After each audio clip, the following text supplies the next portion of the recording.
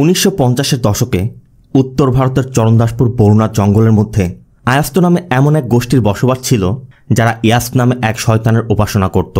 তারা বিশ্বাস করত কোনো একটি নির্দিষ্ট নিয়মে একটি মেশিন আর মৃতদেহের সংযোগে তারা তাদের ওই দেবতা ইয়াস্ককে ফিরিয়ে আনতে পারবে। আর একবার যদি তারা এই কাজে সফল হয় তবে সমাজে এতদিন তাদের উপর যে অন্যায় অবিচার করেছে তারা তার বদলা নিতে পারবে, এক নতুন পৃথিবীর সূচনা করতে পারবে। এ হচ্ছে রুকুমানি, ওই গোষ্ঠীর প্রধান।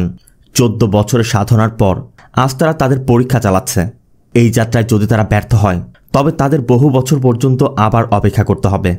অন্যদিকে তাদের এই পরীক্ষার জন্য তারা গ্রামের বহু মানুষকে খুন করেছে। এই জন্য গ্রামবাসী একত্র হয়ে সিদ্ধান্ত নেয় তারা কালো জাদু করা এই ডাইনি গোষ্ঠীকে নিশ্চিহ্ন করে ফেলবে। এই জন্য গ্রামবাসী বরুণার জঙ্গলের দিকে অগ্রসর হতে শুরু করে। এদিকে রুকুমানিও সেই খবর পেয়ে গেছে, তাই রুকুমানি তার পরীক্ষা শুরু করে দেয়। আর কিছুক্ষণের মধ্যে মেশিনের দ্বারা ওই মৃতদেহে প্রাণ সঞ্চার শুরু হয়। এদিকে গ্রামবাসী এসে পড়েছে। আজ গোষ্ঠীর লোকজনেরা যথাসম্ভব তাদেরকে থামানোর চেষ্টা করে যাচ্ছে।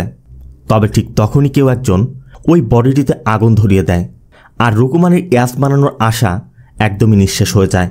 তবে রুকুমানির সহযোগী মহিলা তাকে বলছিল, এই মেশিন আর মণি যদি তোমার কাছে থাকে তাহলে ভবিষ্যতেও তুমি ইয়াস্ক বানাতে পারবে। মেশিন আর ওই মণি নিয়ে দ্রুত সেখান থেকে চলে যেতে বলে। এর মধ্যে গ্রামবাসী প্রবেশ করে ফেলেছে, তাই ওই মহিলা গ্রামবাসীকে আটকাতে একটি অ্যাসিডের জার ফেলে দেয়। সাথে সাথে বিস্ফোরণ হয়ে সবাই মারা যায়। এখান থেকে সিন প্রেজেন্টে রেলওয়ে স্টেশন। আমাদের বিক্রম নামে একজনকে দেখানো হয়। বিক্রম প্ল্যাটফর্মে দাঁড়িয়ে একটি ছেলে এবং মেয়েকে দেখছে। মূলত গার্লফ্রেন্ড তার বয়ফ্রেন্ডকে বিদায় জানাচ্ছিল। তাদের এই দৃশ্য দেখে বিক্রমেরও ঠিক ওই দৃশ্যটি মনে পড়ে যায়। তার গার্লফ্রেন্ড কোনো একদিন তাকেও এভাবে বিদায় দিয়েছিল। ইনি বিক্রমের বাবা বিশ্বনাথ। বিক্রম মূলত দিল্লি পুলিশের ইন্সপেক্টর পদে চাকরি করছিল, তবে সাসপেন্ডেড। এই জন্য চরণদাসপুরে তাদের গ্রামের বাড়িতে যাচ্ছে। ট্রেনের মধ্যে তাদের অভিষেক নামে এক প্রেস ফটোগ্রাফারের সাথে পরিচয় হয়। যদিও অভিষেক ফটোগ্রাফার, বিক্রম লক্ষ্য করে অভিষেকের ডান হাতের বৃদ্ধাঙ্গুলি কাটা। কথায় কথায় অভিষেক এটাও জানায় অভিষেক দিল্লিতে থাকে, তবে মাঝে মধ্যে কাজের জন্য চরণদাসপুরে যাওয়া আসা করে। এটা চরণদাসপুরে বিশ্বনাথের পুরাতন বাড়ি। একসময় বিশ্বনাথ এখানে তার স্ত্রী বসুধা আর 2 ছেলে বিক্রম এবং পবনকে নিয়ে বসবাস করত। পুরো ঘরের কোনায় কোনায় সব স্মৃতি জড়িয়ে আছে। 2 সন্তান আর স্ত্রীকে নিয়ে বিশ্বনাথ খুব সুখেই ছিল। কিন্তু একদিন বিক্রম আর পবন লুকিয়ে বিশ্বনাথের স্কুটি নিয়ে বের হওয়ায় তাদের অ্যাক্সিডেন্ট হয়। আর সেই অ্যাক্সিডেন্টে পবন মারা যায়। এমনকি এরপরই বসুধা নিখোঁজ হয়ে গিয়েছিল। পুলিশ অনেক খুঁজেও বসুধাকে উদ্ধার করতে পারেনি। শুধু বসুধার পার্সটি পাওয়া গিয়েছিল। মূলত এরপরই বিশ্বনাথ বিক্রমকে নিয়ে দিল্লিতে চলে গিয়েছিল। এখান থেকে সিন প্রেজেন্টে অভিষেককে দেখা যায় বিভিন্ন জায়গায় ঘুরে ঘুরে ফটো তুলছে। পাশে একটি ঘরের মধ্যে সুজয় আর বিজয় নামের 2 লোকাল গুন্ডা সিএমের পিএকে অনেক টাকা ঘুষ দিচ্ছিল, যাতে পরবর্তী ইলেকশনে চরণদাসপুর থেকে নমিনেশনটা তারাই পায়। আর এখানে তাদের কথা আমরা এটাও জানতে পারি অনন্যা ভারদ্বাজ তাদের একমাত্র প্রতিদ্বন্দ্বী। এজন্যই মূলত তারা টাকাগুলো দিচ্ছে। আর অভিষেকও এই টাকা দেওয়ার ফটোগুলো তুলে ফেলে। এর মধ্যে বিজয়ের চোখ পড়ে অভিষেকের দিকে। আর সাথে সাথে বিজয়ের লোকজন অভিষেককে ধরারও চেষ্টা করে, কিন্তু অনেক কষ্টে অভিষেক তাদের হাত থেকে বেঁচে যায়। সিন চলে যায় পরদিন সকালে। এ হচ্ছে বিক্রমের একমাত্র বন্ধু প্রমোদ। ছোটবেলায় একসাথে বড় হয়েছে। বিক্রম যেমন দিল্লি পুলিশে আছে, তেমনি প্রমোদ এখানে পুলিশ ইন্সপেক্টর। প্রমোদ বিক্রমের কাছে কবিতা নামে একটি মেয়ের বিষয়ে জানতে চাচ্ছিল। আর তাদের কথা আমরাও জানতে পারি বিক্রমের গার্লফ্রেন্ডের নাম হচ্ছে কবিতা, তবে সে দিল্লির একটি হসপিটালে কোমাতে আছে। এদিকে বিশ্বনাথ স্নান করতে নেমেছে, আর তখনই এমন কিছু একটা ভেসে আসে যা কেউ কল্পনা করতে পারবে না। একটি মাথার সাথে 2টি হাত আর পা সেলাই করে দেয়া হয়েছে, বডি নেই। আর এটা দেখে বিশ্বনাথ চিৎকার করে ওঠে। বিক্রম এগিয়ে এসে দেখে এটা অভিষেকের মাথা। বডি দেখে বোঝা যাচ্ছে কয়েক ঘন্টা আগে পানিতে ফেলা হয়েছে। বিক্রম ও অভিষেকের বিষয়ে প্রমোদকে জানায় যে গতকালই আমরা একসাথে এখানে এসেছি, তবে অভিষেকের কপালে একটি চিহ্ন আঁকানো। বিক্রম দেখে বলছিল এই চিহ্নটা আমি কোথাও যেন দেখেছি, তবে স্পষ্ট মনে পড়ছে না। এরপরে বিক্রম বাড়িতে ফিরে তার মা বসুন্ধরার পুরাতন ট্রাঙ্ক বের করে। আর সেখানে থাকা তার মার ওই পুরাতন পার্সটি বের করতেই ওই পার্সের মধ্যে একটি কয়েন পাওয়া যায়, যে কয়েনের চিহ্ন হুবহু লাশের কপালের চিহ্নের সাথে মিলে যাচ্ছে। এই জন্য রাতের বেলা বিক্রম প্রমোদকেও বলছিল, আমার মনে হয় বাবা তখন মাকে ঠিকমতো খোঁজেনি, মা হয়তো এখনও জীবিত। ওই দিন অ্যাক্সিডেন্টে পবন যখন গুরুতর অসুস্থ হয়েছিল, বাবা একজন ভালো ডক্টর খুঁজতে গিয়েছিল। তখন মা আমাকে নিরাজ আঙ্কেলের কাছে রেখে উর্মিলা আন্টি আর পবনকে নিয়ে কোথাও গিয়েছিল। তবে যাওয়ার সময় উর্মিলা জানতে চাচ্ছিল এত রাতে আমরা বরুণা জঙ্গলে গিয়ে কি করব। বসুদা শুধু বলেছিল একমাত্র সেখানে গেলে আমি পবনকে বাঁচাতে পারবো। কিন্তু পরবর্তী দিনই জঙ্গলের মধ্যে পবনের বডি পাওয়া যায়, আর বসুদাকে এরপর থেকে খুঁজে পাওয়া যায়নি। বিক্রম প্রমোদকে ওই কয়েনটিও দেখায়, আর সব কিছু শোনার পর প্রমোদ বিক্রমকে বলে তখন না হোক, এখন আমরা দুজনই যেহেতু পুলিশ অফিসার, দুজন মিলে মাকে খুঁজব। অন্যদিকে আমাদের অনন্যা ভারদ্বাজকে দেখানো হয়, চরণদাসপুরের একমাত্র নমিনেশন প্রার্থী। এ হচ্ছে ভেনকাট, অনন্যার পিএ। ভেনকাট অনন্যাকে অভিষেকের পাঠানো ফটোগুলো দেখায় যে অভিষেক গতরাতে এগুলো পাঠিয়েছিল। সাথে এটাও জানায় পুলিশের কাছে যে ল্যাপটপ আছে সেখানেও ফটো আছে। অনন্যা মূলত সুজয় বিজয়কেই অভিষেকের খুনি হিসেবে মনে করছিল, তবে তার কোনো স্পষ্ট প্রমাণ এখনও পাওয়া যায়নি। এ হচ্ছে অনন্যার একমাত্র ছেলে ঋত্বিক, আর ইনি অনন্যার স্বামী জয়রাজ সিং। কোনো একটি দুর্ঘটনার পর থেকে তার পা বিকল হয়ে গেছে। মূলত জয়রাজেরই নমিনেশনটা পাওয়ার কথা ছিল, তাই জয়রাজের ধারণা অনন্যাই হয়তোবা তার অ্যাক্সিডেন্ট ঘটিয়ে পার্টিতে জায়গা করে নিয়েছে। অবশ্য এতে করে অনন্যার কিছু যায় আসে না। এদিকে প্রমোদরাও অভিষেকের ল্যাপটপ চেক করে ওই ফটোগুলো দেখতে পায়, তবে তারা ভালো করেই জানে এটা একটা বড় স্ক্যাম, রাজনীতির খেলা। এই খেলায় তারা মাতামাতি করলে তাদের চাকরি তো দূরে থাক, জীবনও নাও থাকতে পারে। আবার অনন্যার কথা মতো একটি নিউজ চ্যানেলে বিজয় সুজয়কে এই খুনের দায়ী করে নিউজ করা হচ্ছে। তবে নিউজ দেখে তাদের মা নির্মলা বারবার বলছিল তোরা কি খুন করেছিস? সুজয়ের কথা আমরা যদি খুন করব তাহলে বডি পাওয়া যেত না, এভাবে বডি কেন ফেলে দিব? তবে তাদের মা নির্মলা এটা স্পষ্টই বুঝতে পারছে অনন্যা যতদিন থাকবে তারা কখনোই চরণদাসপুরে রাজ করতে পারবে না। আর তাদের কথা আমরা এটাও জানতে পারি নির্মলায় তার 3 ছেলের নেতৃত্ব দেয়। এদিকে বিক্রমকে দেখা যায় থানায় এসেছে, তবে বিক্রম অভিষেকের ল্যাপটপ চেক করে দেখে ফটোগুলো ডিলেট। অবশ্য প্রমোদ তাকে বোঝায় ভাই এটা রাজনীতির খেলা, এটা দিল্লি না, দিল্লির রাজনীতি আর এখানে রাজনীতি সম্পূর্ণ আলাদা, তুই এসব বুঝবি না। ফটো চক্করে না পড়ে অভিষেকের ওয়াইফ শিবনা আছে, ওর সাথে দেখা কর। আর এটা শুনে বিক্রম পুরো অবাক, অভিষেকের বাড়ি এখানে, অথচ অভিষেক তাদেরকে মিথ্যা কেন বলেছিল?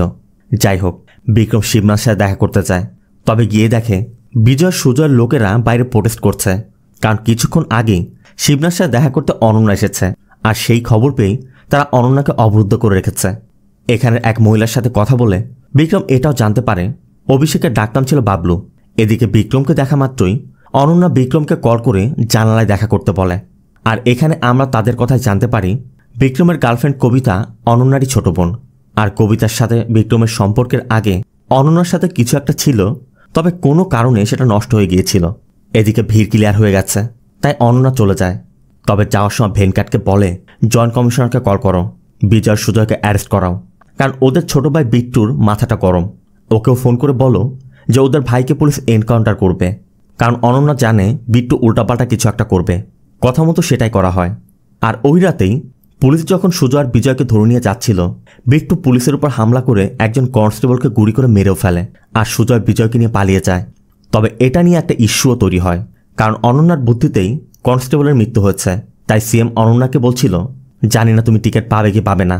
ঠিক তখনই অনন্যা সিএমকে ব্ল্যাকমেইল করতে সিএম এর পিএর ফটো দেখায়, সাথে সিএমকে আশ্বাস দিয়ে বলে এটা শুধু আমার কাছে আছে, আর থানায় যে ল্যাপটপে ছিল সেটাও ডিলিট করা হয়েছে, ভয়ের কিছু নেই। কিন্তু সিএম শুধু সিবিআই ইনকোয়ারির বিষয়ে ভাবছিল। অনন্যা সেটাও বলে দরকার পড়লে সুজয় আর বিজয়ের বিরুদ্ধে যে কোনো এভিডেন্স ক্রিয়েট করে দিব। মোট কথা নমিনেশন পাওয়ার জন্য যা যা করতে হবে অনন্যা সবই করতে প্রস্তুত। অন্যদিকে আমাদের সিবিআই অফিসার রিয়াকে দেখানো হয়। রিয়া সিবিআই অফিসে বসে চরণদাসপুরের খুনের বিষয়টি পড়ছে। তবে এরপরই সিবিআইয়ের চিফ নবীন দেশাই রিয়াকে জানায় ডিফেন্স সেক্রেটারি চাচ্ছে রিয়াকে তার স্পেশাল অপস টিমে নিয়ে যাবে, কিন্তু রিয়া যেতে চাচ্ছে না। রিয়ার কথা আমি আর ডেস্কটপ করতে চাই না, আমাকে ফিল্ডে কাজ করতে হবে। এই জন্য রিয়া চরণদাসপুরের কেসটি তদন্ত করতে চাচ্ছিল, কিন্তু নবীন বলে সেটা তো পদ্মুত দেখবে। অবশ্য রিয়া বারবার অনুরোধ করছে, এই জন্য দেশাই রাজি হয়ে যায়। আর আমরা এখানে এটাও জানতে পারি রিয়ার সাথে একটি ইনসিডেন্ট ঘটেছিল। এরপর থেকে রিয়া একটি বাচ্চা মেয়েকে তার সামনে কল্পনা করে। এদিকে বিক্রম বাড়ি ফিরেই তার বাবাকে জানায় যে অভিষেক খুন হয়েছে সে অন্য কেউ নয়, আমাদের বাড়িতে যে উর্মিলা চাচি আসতো তার ছেলে বাবলু। কিন্তু একদিন উর্মিলার বাবলু নিখোঁজ হয়ে গিয়েছিল, পুলিশও তাদের খুঁজে পায়নি।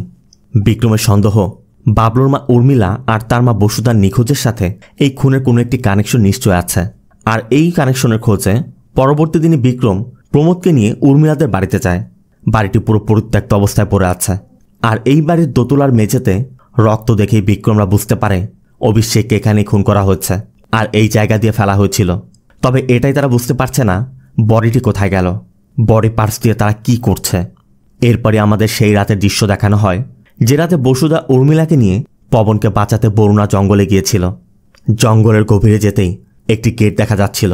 বসুধা তখন উর্মিলাকে বাইরে অপেক্ষা করতে বলে পবনকে নিয়ে সিঁড়ি দিয়ে নিচে নেমে যায়।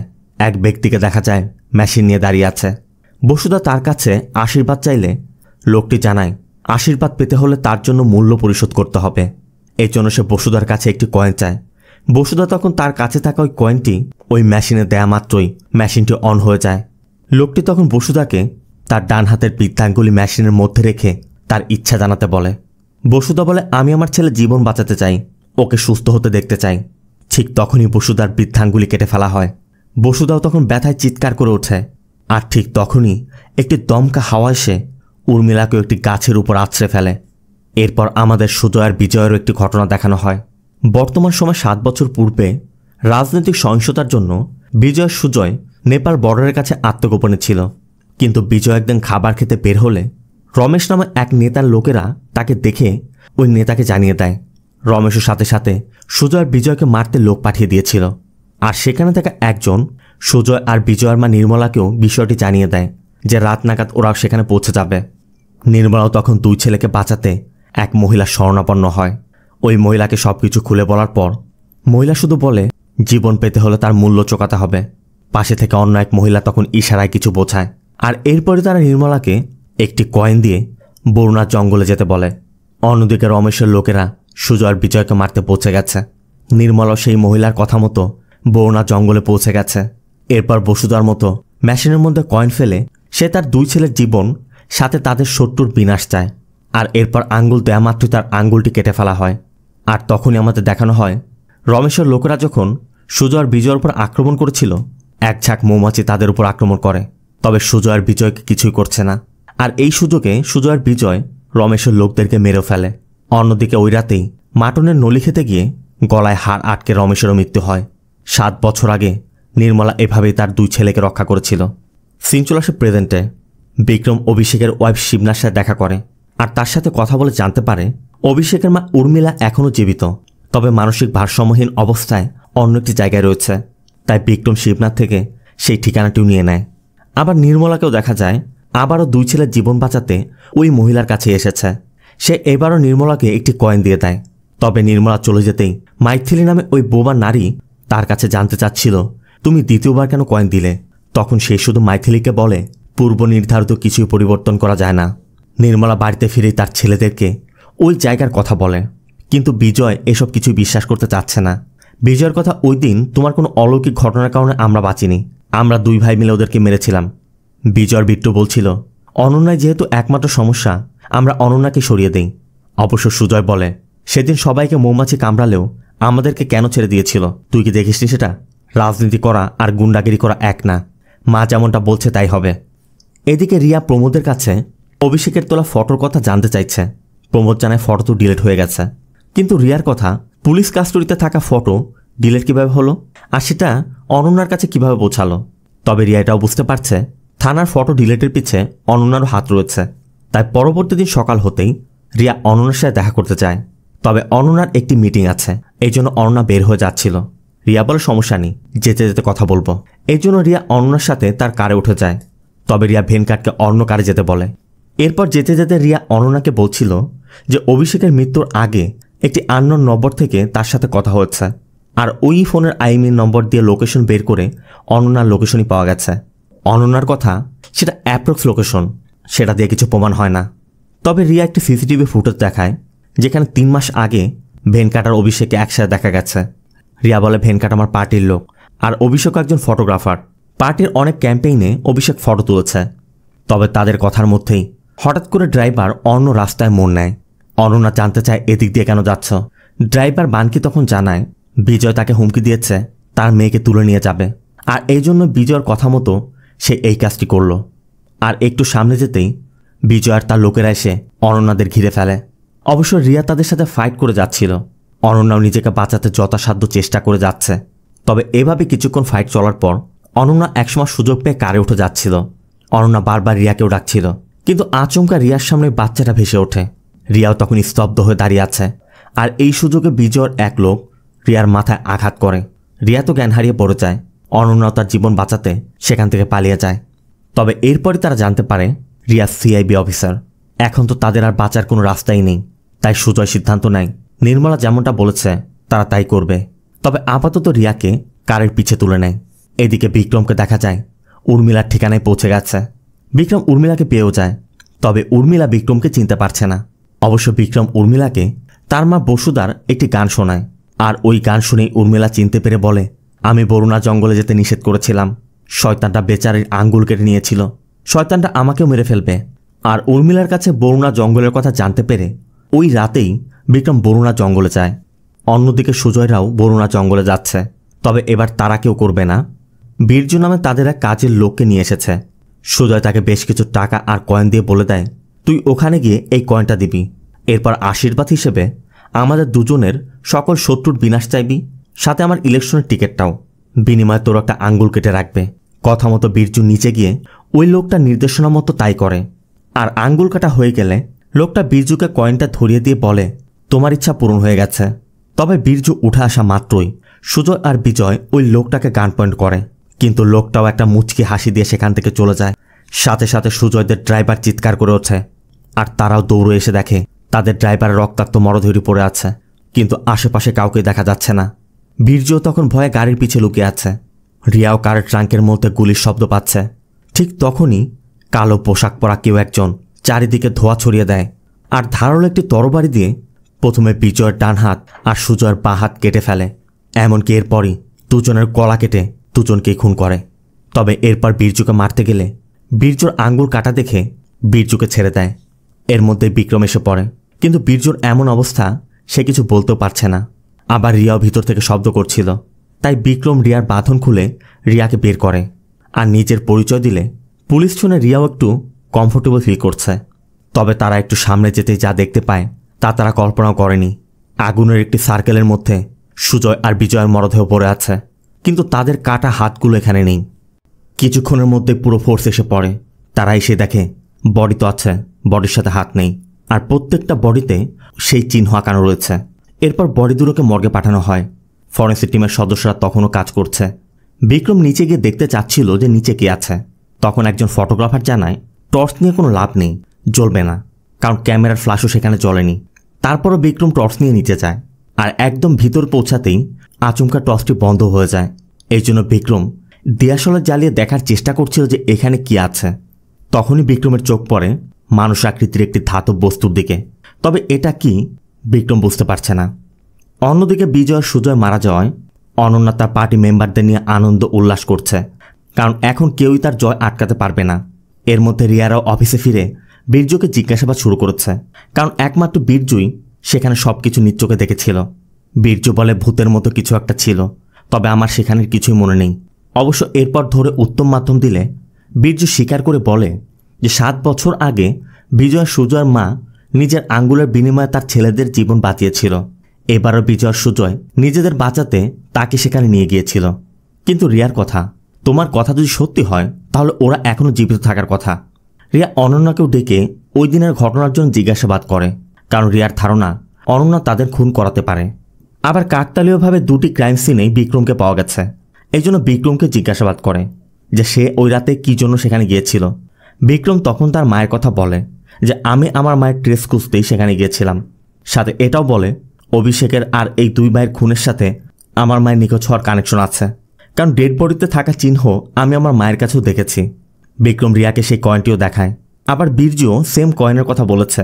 বীর্য এটাও বলেছে যখন সে কয়েনটা ওই মেশিনে দিয়েছিল তখন একদিকে চিহ্ন ছিল, অন্য পাশ খালি ছিল। আর পরে যখন তাকে আবার ওই কয়েনটা ফেরত দেওয়া হয় তখন 2 পাশই চিহ্ন ছিল। এর মধ্যে শাস্ত্রী নামে একজন রিয়ার সাথে দেখা করতে আসে। রিয়াও চিন্তা করে বিক্রম লোকাল আর পুলিশ অফিসার, কেসের বিষয়ে অনেক কিছু জানে, তাই বিক্রমকে তাদের সাথে রাখার সিদ্ধান্ত নেয়। এরপর শাস্ত্রী জানায় শাস্ত্রী মূলত ছায়াবিদ্যা নিয়ে পড়াশোনা করেছে, সে সব কিছু ছায়া দেখতে পায়। শাস্ত্রী বলে আজই সকালে আমি আমার ঘরে মৃত্যুর ছায়া দেখতে পেয়েছি, সাথে বিগত মৃত্যুর কিছু এলিমেন্ট যা সে নিয়ে এসেছিল। শাস্ত্রী বলে তাতে নাইট জেসমিন ফুলের সুগন্ধ ছিল, আর এই ফুল শুধুমাত্র বরুণা জঙ্গলেই পাওয়া যায়। আমি খুঁজতে খুঁজতে ঠিক ক্রাইম সিনের পাশে ওই গাছটা পাই। মৃত্যুর ছায়াটাও সেখানেই ছিল। আমি তখন ছায়াবিদ্যা কাজে লাগিয়ে আমার মৃত্যুর সময় আর অস্ত্রের বিষয়ে জানতে পারি। তবে অস্ত্রের বিষয়ে শাস্ত্রীর কাছে জানতে চাইলে শাস্ত্রী জানায় পুরনো রাজাদের ব্যবহৃত কোনো অ্যান্টিক তরবারি দিয়ে মারা হবে। কিন্তু রিয়া জানতে চায় তাদেরকে যে খুন করেছে সে আপনাকে কেন মারতে যাবে। শাস্ত্রী তখন জিমি খান নামে তার এক বন্ধুর কথা বলে যে ও ওই খুনগুলো নিয়ে রিসার্চ করেছে। ওর রিসার্চ মতে পরবর্তী খুনটা একজন শরণাকের হবে। শরণাকের অর্থ হচ্ছে গুরু বা শিক্ষক। আর আমি যেহেতু 38 বছর যাবৎ আমার শিষ্যদের ছায়াবিদ্যা শেখাচ্ছি, তাই পরবর্তী মৃত্যু আমারই হবে।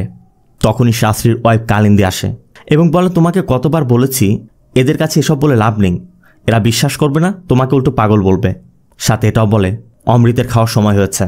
কালিন্দী জানায় অমৃত তাদের ছেলে, তাদেরকে ছাড়া খাবার খায় না। এরপর শাস্ত্রী রিয়াকে বলে যায় আর কিছু জানার থাকলে আমার বাড়িতে আসবেন। তবে শাস্ত্রীর কাছে জিমি খানের কথা জানতে পেরে বিক্রম জিমি খানের বাড়িতে যায়। এ হচ্ছে জিমির নাতনি নূর। অনেকদিন যাবৎ বিদ্যুৎ বিল বকেয়া পড়ে থাকায় বিদ্যুৎ বিভাগ তাদের বিদ্যুতের লাইন কেটে দিয়েছে। তাই নূর বিক্রমকে বিদ্যুৎ বিভাগের লোক ভাবছিল।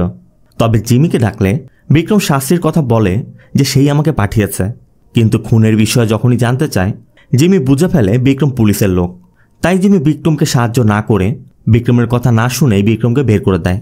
আর ঠিক তখনই অনন্যার একটি মেসেজ আসে।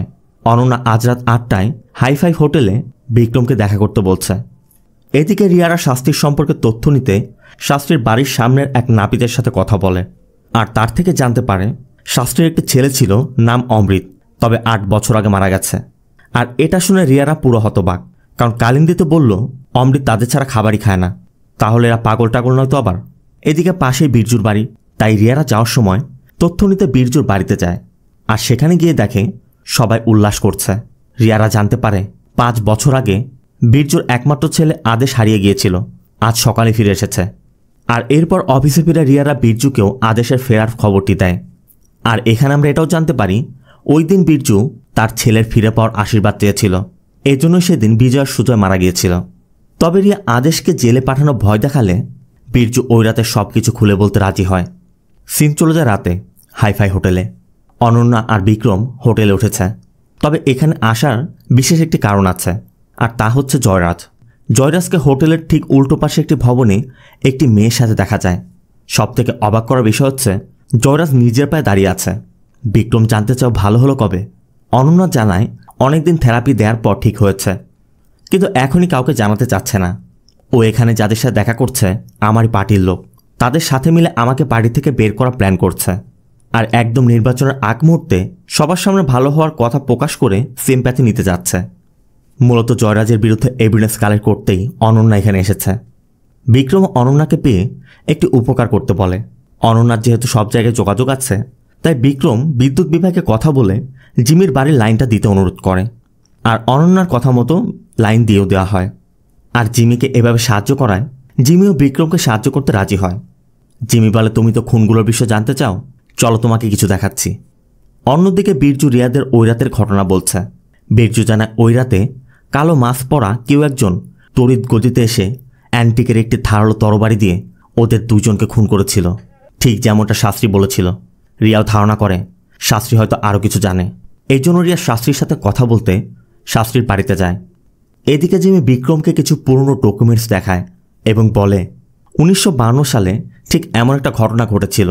তখন আমার দাদা মোহাম্মদ গিয়াসউদ্দিন ওই খুনের তদন্ত করেছিল। আর এই সেই ব্যক্তি যাকে আমরা গ্রামবাসীর সাথে প্রথমে দেখেছিলাম। জিমি জানায় এই সকল খুনের সাথে আয়াস্ত মণ্ডল নামে এক গোপন গোষ্ঠী জড়িত। এই আয়াস্ত মণ্ডলের যে সিম্বল আছে সেটা 8টি ভাগে বিভক্ত। জিমি তার দাদার নোট ব্যবহার করে এর ভিতর থেকে 3টি সিম্বল সম্পর্কে বুঝতে পেরেছে। প্রথমটা হচ্ছে গুপ্ত দর্শকের শরীরের মাঝের অংশ, দ্বিতীয়টি সোম নিশম্বর পুত, আর তৃতীয়টি হচ্ছে শরণাক বা গুরুর মাথা। বিক্রম বলছিল তার মানে এই গোষ্ঠীর লোকেরা কালো জাদু করতে এভাবেই মানুষদেরকে খুন করছে। জিমি তখন একটি মেশিনের গঠন দেখায় যে কালো জাদু করা মানুষেরা কখনো এমন মেশিন অপারেট করতে পারবে। জিমি 1952 সালের একটি ইংরেজি পত্রিকার পেপার কাটিংও দেখায়, যেখানে চরণদাসপুর মব ভায়োলেন্সে 27 জন নারী এবং 12 জন পুরুষ আগুনে পুরো মারা গিয়েছিল, মানে সেই ঘটনাটা আর কি। অন্যদিকে শাস্ত্রী রিয়ার সাথে কথা বলছে। শাস্ত্রী রিয়াকে জানায় ওই দিন মৃত্যুর ছায়া দেখে সে যখন ওই স্পটে পৌঁছেছিল ততক্ষণে পুলিশ বিজয় আর সুজয়ের বডি নিয়ে গিয়েছিল, তবে তাদের আত্মা তখনও সেখানে ছিল। শাস্ত্রী পুরো ঘটনায় সেখানে দেখেছে। তার কথা যে কোনো ঘটনা ঘটার কিছু সময় পর পর্যন্ত তার ছায়া সেখানে থাকে। কথার মধ্যে রিয়া এটাও বুঝতে পারে শাস্ত্রীরা তাদের যে ছেলের কথা বলে আসলে তারা তাদের সেই ছেলের আত্মাকে অনুভব করে। এর মধ্যে কালান্দি দুজনকে চা দিয়ে যায়। শাস্ত্রীও তাই চা খেতে খেতে রিয়ার সাথে কথা বলছিল। রিয়া জানতে চায়, এত কিছু দেখলেন, খুনিকে দেখেননি? শাস্ত্রী জানায় তার মুখে কালো কাপড় থাকায় মুখের ছায়া দেখতে পায়নি। এরপর রিয়া উঠে যাচ্ছিল, তখনই শাস্ত্রী রিয়াকে বলে সে এখানে আছে। বলেই শাস্ত্রী তার গলা চেপে ধরে। কাঁদতে কাঁদতে পাশের তুলসীর তলার ইটে আঘাত পেয়ে শাস্ত্রী মারা যায়। রিয়া তখনও কালিন্দিকে ডেকে যাচ্ছে, কিন্তু কালিন্দির কোনো সাড়া না পেয়ে রিয়া ওপরের ঘরে গিয়ে দেখে কালিন্দির শরীরটা ঠিকই আছে, মাথা নেই। দেখে মনে হচ্ছে কালিন্দি ধ্যানমগ্ন ছিল। আর এখান থেকে সিন শিফট হয়, আমাদের বিক্রমকে দেখানো হয়। বিক্রম তখন দিল্লিতে। এক সকালে ডিউটিতে যাওয়ার সময় বিক্রম একটি পার্সেল পায়, যেটা শেখর নামে এক জার্নালিস্ট পাঠিয়েছে। বিক্রম বিষয়টি কবিতার সাথেও শেয়ার করলে কবিতা বারবার দেখতে চাচ্ছিল যে ওই বক্সে কি আছে। অবশ্য রাতের বেলা বিক্রম কবিতার ফ্ল্যাটে এসে কবিতাকে ওই বক্সে থাকা হার্ড ড্রাইভগুলো দেখায়। মূলত ফাইন্যান্স মিনিস্টার সমীর রায়নার ডিডিকে ফার্মা নামে একটি কোম্পানি 2000 কোটি টাকার স্ক্যাম করা হয়েছে, এগুলো তারই প্রমাণ। আর এসব দেখে কবিতা স্ক্যামটি ফাঁস করতে চাচ্ছিল, তবে বিক্রম নিষেধ করে, কারণ যে শেখর তার কাছে এই তথ্যগুলো পাঠিয়েছে তার খুন হয়েছে। তাই বিক্রম চাচ্ছে না কবিতার কিছু হোক, আর কবিতাও বিষয়টা বুঝতে পারে। এরপর বিক্রম যখন চলে যাচ্ছিল ঠিক তখনই এক ব্যক্তি এসে বিক্রমকে শ্যুট করে। আর কবিতাও তখন ওই ব্যক্তিকে ধরতে চেষ্টা করলে আরেকজন লোক এসে একটি রড দিয়ে কবিতার মাথায় আঘাত করে। ওই ঘটনার পর থেকেই কবিতা এখন পর্যন্ত কোমাতে। এখান থেকে সিন প্রেজেন্টে পুরো টিম শাস্ত্রীর বাড়িতে। বিক্রম এসেছে। বিক্রমের ধোয়ার গন্ধ পেয়ে বলছিল সেম গন্ধটা সুজয় বিজয় মার্ডার স্পটও পেয়েছিলাম। তখন রিয়া একটি ট্যাবলেট দেখায় এবং বলে এটা দিয়ে ধোয়া তৈরি করে কিলার তার টার্গেটকে প্যারালাইজড করে ফেলে। এরপর বিক্রম জিমি খানের কথা বলে যে আমি তার সাথে দেখা করেছি। জিমি খানের মতে এই খুনগুলো আয়াস্ত মণ্ডলের একটি প্যাটার্ন অনুযায়ী হচ্ছে। তার দাদা একসময় খুনগুলো তদন্ত করে ডায়েরিতে সব লিখে রেখে গিয়েছে। ওই ডায়েরিতে যে সিম্বলগুলো পাওয়া গিয়েছে ওই সিম্বলগুলো ডিকোড করে সে ধারণা করেছিল যে পরবর্তী খুন কোনো শৌনাকের হবে, আর তার মতে এমন আরও 5টা খুন হবে। কথার মধ্যে কেউ রিয়াকে নিচে ডাকে, আর এই সুযোগে বিক্রম চুপিসারে কিলারের ব্যবহৃত একটি ট্যাবলেট সরিয়ে ফেলে। এরপর নিচে যেতেই কালিন্দির আলমারির পিছে একটি গোপন চেম্বারের মধ্যে 8টি সিম্বল এবং বেশ কিছু কয়েন পাওয়া যায়, ঠিক যেমনটা জিমি মণ্ডলের 8টি সিম্বলের কথা বলেছিল। এরপর জিমিকে দেখালে জিমিও বলে তার মানে কালিন্দি নিজে একজন গুরু ছিল। আর শাস্ত্রীর মৃত্যুর বিষয়ে রিয়া বলে কালিন্দি হয়তো তার চাতে কিছু মিশিয়ে দিয়েছিল। আবার কালিন্দির বডিটি যেভাবে ছিল মনে হচ্ছিল সে ধ্যানে মগ্ন ছিল। তার মানে দাঁড়াচ্ছে এটা একটা স্যাক্রিফাইস। আর কালিন্দি নিজেও তার মৃত্যুর বিষয়ে জানত। মণ্ডলের সিম্বল আছে 8টা, খুন হয়েছে 3টি, তার মানে এখনও 5টি খুন হবে। তাই এখন সিম্বলগুলোকে ডিকোড করতে হবে। জিমির কাছে যে 3টি সিম্বল ছিল তা দিয়ে জিমি সেগুলো ডিকোড করেছে। যেমন ছিল গুপ্ত দর্শকের শরীর, মানে অভিষেক ফটোগ্রাফার ছিল, তাই তার বডি নিয়েছে। দ্বিতীয়টি সুম নিশুম্বের পুঁছি অথবা শয়তান ভাইদের হাত, যেমনটা বিজয় সুজয় ছিল। আবার জিমির দাদার ডায়েরিতে যে মেশিনের কথা উল্লেখ আছে সেম মেশিনের কথা বীর্য বলেছিল। বীর্য বলেছিল ওই মেশিনে কয়েন দেওয়ার পর ওই মেশিনে আঙ্গুল দিলে আঙ্গুলটি কেটে রাখে আর তার মনের ইচ্ছা পূরণ করে। এমনকি বীর্যুর কাছে যে কয়েন পাওয়া গেছে সেম কয়েন বিক্রমের মায়ের কাছেও ছিল। তার মানে বিক্রমের মা বসুদাও সেখানে আশীর্বাদ নিয়েছিল। বিক্রমও জানায় তখন তার ছোট ভাই অসুস্থ ছিল, কিন্তু বিক্রমের ভাই মারা গিয়েছিল, যেমনটা বিজয় সুজয়ের সাথে হয়েছে। তবে কালিন্দি কখনোই আশীর্বাদ নেয়নি, কারণ কালিন্দির 2 হাতে আঙ্গুলি সঠিক ছিল। আপাতত রিয়া জিমিকে ওই সিম্বলগুলোকে ডিকোড করতে বলে। আর বিক্রম ও প্রমোদের সাথে দেখা করে প্রমোদকে সেই ট্যাবলেটটি দিয়ে চরণদাসপুরের সব মেডিকেল শপে গিয়ে খোঁজ নিতে বলে এগুলো কোথায় পাওয়া যায়। বিক্রমের কথা দুজন একসাথে গেলে সময় লাগবে, তাই দুজন আলাদা আলাদা করে খুঁজব। কথা মতো প্রমোদ কাজে লেগে পড়ে। এর মধ্যেই জিমি 4 নম্বর সিম্বলটি ডিকোড করে বিক্রমকে জানায় এই সিম্বল বলছে রাজকুমারীর চেহারা, তার মানে এরপর কোনো রাজকুমারীর খুন হবে। কিন্তু এমন কে আছে? তখনই বিক্রমের অনন্যার কথা মনে পড়ে। এদিকে অনন্যা একটি জনসভায় যাচ্ছিল, তখনই ভেনকাট জয়রামের নির্বাচনী প্রচারণার একটি পোস্টার দেখায়। আর এটা দেখে অনন্যাও তার সিকিউরিটি রেখে চলে যায়, কারণ অনন্যার কথা জনগণকে বোঝাতে হবে আমি তাদেরই একজন। এরপরে বিক্রম কল করে জানতে পারে অনন্যা সিকিউরিটি আনেনি। অনন্যার কথা আমার কি হবে? বিক্রম তখন জানায় কবিতা তাকে একবার বলেছিল তাদের মায়ের সাথে রাজপরিবার সম্পর্ক আছে। অনন্যা বলে এত চিন্তা থাকলে নিজে এসে পাহারা দাও। অবশ্য এরপরই বিক্রম সেখানে চলে যায়। আর অন্যদিকে রিয়া অভিষেকের ওয়াইফ শিবনার সাথে কথা বলে জানতে পারে অভিষেক একটা নারী ছিল, বিভিন্ন মেয়ের সাথে সম্পর্ক করে বেড়াতো। এমনকি একসময় এক পুলিশ অফিসারের ওয়াইফের সাথে সম্পর্কে জড়িয়ে তার হাতে ধরা পড়েছিল।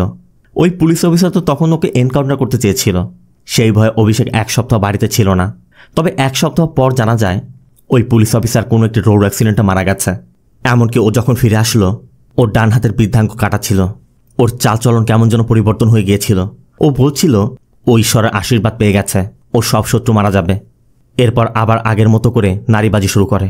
রিয়া তখন ওই কয়েন দেখে জানতে চায় অভিষেকের কাছে এমন কোনো কয়েন ছিল। শিবনাথ তখন একটি কয়েন আর কয়েকটি ফটো দেখায়, যেই ফটোগুলোর পিছিয়ে কয়েনটি রাখা ছিল। আর এই ফটোতে কালিন্দিকে দেখা যাচ্ছে। তার মানে কালিন্দি ওই কয়েনগুলো সবাইকে দিত। আর কালিন্দির ফটোটি কোন জায়গায় তোলা হয়েছিল শিবনার কাছে সেই তথ্য পাওয়া যায়। আবার প্রমোদ শহরের বিভিন্ন জায়গায় ঘুরে ঘুরে ওই ট্যাবলেটের তল্লাশি করছে, তবে কোথাও কোনো তথ্য পাচ্ছে না। এর মধ্যে একটি দোকানদার জানায় এখান থেকে 15 কিলোমিটার দূরে হাইওয়ের পাশে একটি বড় ওষুধের দোকান আছে, সেখানে গেলে হয়তোবা তুমি কোনো তথ্য পেতে পারো। এদিকে জনসভা শেষ করে বিক্রম অনন্যার সাথে অনন্যার বাড়িতে এসেছে, কারণ বিক্রম অনন্যাকে প্রোটেক্ট করতে চাচ্ছে। রাত হয়ে গেছে, তাই অনন্যা তার পাশের রুমেই বিক্রমের থাকার ব্যবস্থা করে। আর এরপরই কথা বলতে বলতে অনন্যার মধ্যে তার পুরাতন ভালোবাসা আবার জেগে ওঠে, কারণ বিক্রমের সাথে প্রথম অনন্যারই দেখা হয়েছিল, পরবর্তীতে কবিতার সাথে। অনন্যাও নিজেকে কন্ট্রোল করতে পারছিল না, তবে বিক্রম নিজেকে কন্ট্রোল করে সেখান থেকে সরে যায়। আর এরপরই ঘরের ভিতর শব্দ পেয়ে বিক্রম দ্রুত ছুটে এসে দেখে বিট্টু অনন্যাকে মারতে চেষ্টা করছে, কারণ বিট্টুর ধারণা অনন্যায় হয়তোবা তার 2 ভাইকে খুন করিয়েছে। এরপর বিট্টুকে পুলিশে দেয়া হয়। আর এদিকে প্রমোদ 15 কিলোমিটার দূরে সেই দোকানে চলে এসেছে। আর আমরাও দেখতে পাই এটাই সেই জায়গা ফটোতে কালিন্দি যেই জায়গায় দাঁড়িয়েছিল। তবে এটা কোনো মেডিকেল শপ না, মোনালিসা কুরিয়ার। প্রমোদ এদিক ওদিক উকি দিয়ে ভিতরে দেখার চেষ্টা করছিল। তখনই জানালা খোলার শব্দ পেয়ে প্রমোদ সেদিক দিয়ে ভিতরে প্রবেশ করে। এর কিছু সময় পর রিয়াও পৌঁছে যায়। তবে রিয়া এসেই দেখে প্রমোদের বাইক, কিন্তু প্রমোদকে দেখা যাচ্ছে না। রিয়ার সাথে সাথে মল্লিককে কল করে দ্রুত ফোর্স নিয়ে এখানে আসতে বলে। তবে তখনই ভিতরে শব্দ হয়, রিয়া জানালা দিয়ে ভিতরে ঢুকে যায়। আর এরপরে রিয়া দেখতে পায় মাস্ক পরিহিত কোনো এক ব্যক্তি একটি মেয়ের মুখে থেকে চামড়া খুলে নিচ্ছে। আর রিয়া তাকে দেখে বুঝতে পারে এ একজন নারী। এরপর রিয়া আর ওই মাস্কম্যানের সাথে তুমুল ফাইট হয়। একসময় রিয়া গান তুলে তাকে শ্যুট করতে গেলে সে ওই মেয়ের মুখের চামড়া সহ জারটি নিয়ে পালিয়ে যায়। আর এরপরে রিয়া দেখতে পায় সে প্রমোদের গলা কেটে প্রমোদকে খুন করেছে। এর মধ্যে বিক্রম এসে পড়েছে। আর বিক্রম ভিতরে গিয়েই প্রমোদের ডেড বডি দেখা মাত্রই কান্নায় ভেঙে পড়ে, কারণ বিক্রমই তো প্রমোদকে পাঠিয়েছিল। আর সেই প্রমোদের এমন নৃশংস হত্যা হলো। অন্যদিকে ওই নারী মুখের চামড়া নিয়ে কোনো একটি জায়গায় গিয়েছে, সেখানে বডির সাথে হাত জোড়া লাগানো হচ্ছিল। তবে প্রশ্ন হচ্ছে এই রাজকুমারীটি কে? এরপর আমাদের 20 বছর আগের একটি দৃশ্য দেখানো হয়। চরণদাসপুর বরুণা জঙ্গল। এক বয়স্ক ব্যক্তি কাশতে কাশতে ওই জায়গায় এসেছে। লোকটি মূলত একটি রোগে আক্রান্ত। তার দাদা এবং তার বাবা একই রোগে মারা গিয়েছিল, তাই লোকটি চায় তার ছেলেও যেন এই রোগে আক্রান্ত না হয়, আর তার আঙ্গুলের বিনিময়ে সে সেই আশীর্বাদ প্রাপ্ত হয়। এর কয়েকদিন পর লোকটি আরও অসুস্থ হয়ে পড়ে। তখন মাইথিলি নামে ওই মহিলা এই লোকের চিকিৎসা করছিল। আর ওই লোকটি মারা যাওয়ার আগে তার একমাত্র সন্তানের দায়িত্ব মাইথিলির হাতে দিয়ে গিয়েছিল। সিন প্রেজেন্টে মাইথিলিকে দেখা যায় তাড়াহুড়ো করে কোথাও যাচ্ছে। আর এরপরই আমরা জানতে পারি ভেনকাটই সেই ছেলে। মাইথিলি ভেনকাটকে ইশারার মাধ্যমে বোঝায় আয়স্ত মণ্ডলের হিসাবে পরবর্তী খুন তোর হবে, কিন্তু ভেনকাট এসবে বিশ্বাস করতে চাচ্ছে না। মাইথিলি তখন বলে বাস্তবতাকে আমরা এড়াতে পারবো না, তুই এখান থেকে পালাতে পারবি না, তবে সার্ভাইভ করার একটা রাস্তা আছে। অন্য দৃশ্যে রিয়াকে দেখা যায় তার নিজেকে কল্পনা করছে, তবে রিয়ার গলায় একটি ছুরি ঢোকানো। রক্তাক্ত অবস্থায় রিয়া নিজেকে কিছু একটা বলতে চেষ্টা করছে। এদিকে যে রাজকুমারীর মৃত্যু হয়েছে তার পোস্টমর্টম শেষ হয়। ডক্টর জানায় তার মুখের চামড়া তোলার 6 ঘন্টা আগে তার মৃত্যু হয়েছিল। রিয়া জানতে যায় মৃত্যুর কারণটা কি। লোকটি বলে ব্রেন ডেথ। তার মাথায় পুরাতন এক আঘাতের চিহ্ন আছে। এমনকি ভিকটিমের পায়ে একটি অপারেশন হয়েছিল, সেখানে একটি স্টিল রড ইমপ্লান্ট করা হয়েছে। আর ওই স্টিল রডের সিরিয়াল নম্বর দিয়ে রিয়ারা এখন অনায়াসেই এই মেয়েটির আইডেন্টিটি বের করতে পারবে। এরপর রিয়া বিক্রমের সাথে দেখা করে। বিক্রম তখন প্রমোদের চিতার পাশে বসে আছে। বিক্রমই প্রমোদকে ওই কাজে পাঠিয়েছিল, আর সেখানে তার মৃত্যু হয়েছে। এই জন্য বিক্রম নিজেকে গিল্ট মনে করছে। তবে রিয়াও বিক্রমের সাথে একটি গল্প শেয়ার করে। আর এখানে আমরা এটাও জানতে পারি কোনো এক টেররিস্ট গ্রুপের তথ্য পেয়ে রিয়ারা একদিন একটি ফার্ম হাউসে অ্যাটাক করেছিল। সেখানে প্রচণ্ড গুলিবর্ষণ হচ্ছিল। আর সেখানে একটি বাচ্চা মেয়েও ছিল যে বারবার বলছিল দিদি আমি আমার বাবার কাছে যাব। তবে রিয়া যখন বন্দুকযুদ্ধে ব্যস্ত তখন ওই বাচ্চা মেয়েটি ভিতরের দিকে ছুটে যেতে গিয়ে গুলিবিদ্ধ হয়ে মারা যায়। রিয়ার চোখের সামনে ওই বাচ্চা মেয়েটি সেদিন মৃত্যু হয়। আর ওই মেয়েটির মৃত্যুর গিল্ট থেকে রিয়া আজ পর্যন্ত বের হতে পারেনি। এই জন্য সে সবসময় মেয়েটিকে কল্পনা করে। রিয়ার কথা তখন আমি বাচ্চাকে বাঁচাতে পারিনি, তবে এখনও এই খুনি বাইরে ঘুরে বেড়াচ্ছে। তাই রিয়া বিক্রমকে নিয়ে এই খুনিকে মারার মিশনে নামে। অন্যদিকে অনন্যা বিজয়ের নার্সের দ্বারা বিজয়কে একটি ইঞ্জেকশন দিয়ে বিজয়কে স্থায়ীভাবে পঙ্গু করে দেয়, যাতে বিজয় আর কখনোই তার বিরুদ্ধে আসতে না পারে। এখানে আমরা অনন্যার কথা আরও জানতে পারি। বিজয় অনন্যার বাড়িতে থেকে অনন্যাকে প্রচুর নির্যাতন করত। অনন্যা সবসময় সহ্য করেছে, কিন্তু এখন আর অনন্যা কারোর কিছু সহ্য করবে না। অন্যদিকে সিআইবি অফিসার নবীন দেশাই চরণদাসপুর এসেছে, আর সে আসা মাত্রই রিয়াকে নিয়ে একটি প্রেস মিটে অংশ নেয়। আর ওই প্রেস মিটে সাংবাদিকরা রিয়ার ক্যাপাবিলিটি নিয়ে প্রশ্ন তুলছিল।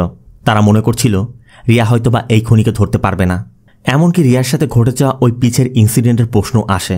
তবে এখানে শুধু সাংবাদিকই নয়, অনন্যাও তার পার্টির লোকদের নিয়ে প্রেস মিটে এসে সমস্ত সাংবাদিকের সামনে রিয়াকে প্রশ্নবিদ্ধ করে। আর এই জন্য একসময় রিয়াদেরকে প্রেস মিট শেষ করে সেখান থেকে চলে যেতে হয়। এদিকে একের পর খুন হয়ে যাচ্ছে, খুনি এখনও ধরা পড়েনি। আবার রিয়ার কার্যক্রম নিয়ে প্রশ্ন উঠছে। দেশাইয়ের উপর অনেক প্রেশার এসেছে। তারপর রিয়া দেশাইকে অনুরোধ করে, আমি এই কেসটি সলভ করার একদম দ্বারপ্রান্তে এসে পড়েছি, আমাকে আরেকটু সময় দিন। অন্যদিকে বিক্রম জিমিকে নিয়ে সে মোনালিসা কুরিওতে এসেছে, যেখানে প্রমোদের খুন হয়েছিল। জিমি লক্ষ্য করে ভিতরে অনেক বই, আর এই সব বইগুলোই অ্যাস্ট্রোনমি এবং আয়ুর্বেদের লেটেস্ট এডিশন। আর এর মধ্যে ইন্ডিয়ার উপরে লেখা রবার্ট ম্যাকালের একটি বইও পাওয়া যায়। আবার বিক্রমও ওই বইগুলোর পিছে আয়স্তমণ্ডলের সিম্বলটি দেখতে পায়। তার মানে এই স্টোরির সাথে আয়স্তমণ্ডলের কানেকশন আছে। এই জন্য বিক্রম এখানে পরিচ্ছন্নতা কর্মীর সাথে কথা বলে আর জানতে পারে এক বোবা বৃদ্ধা ব্যক্তি এই স্টোরটি পরিচালনা করত।